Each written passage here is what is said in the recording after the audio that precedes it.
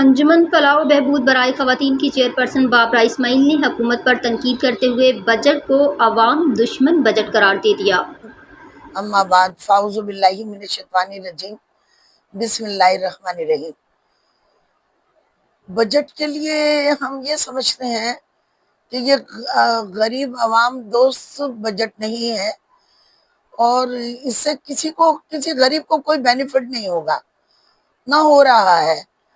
Government of Pakistan کو چاہیے تھا کہ اشیاء خوردونوش میں کمی کرتے، لوگوں کو ذرائع سورسز ان کے کم ہیں، تنخواہیں نہیں ہیں، نوکریاں نہیں ہیں شہر میں، نوجوان بے روزگار گھوم رہے ہیں، ایک فیملی کے پاس 12 لوگ ہیں، کرائے کے مکانات ہیں، پانی کی فراہمی نہیں ہے، بجلی کی فراہمی نہیں ہے۔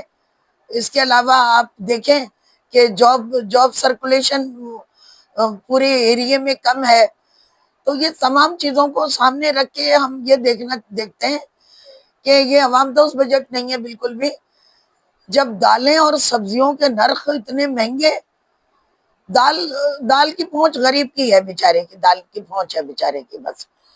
جب گھی، چینی، آٹا، چاول ان کے نرخوں میں اضافہ ہوگا تو آپ کیا سمجھتے ہیں کہ غریب کیا پانی سے روٹی کھائے گا؟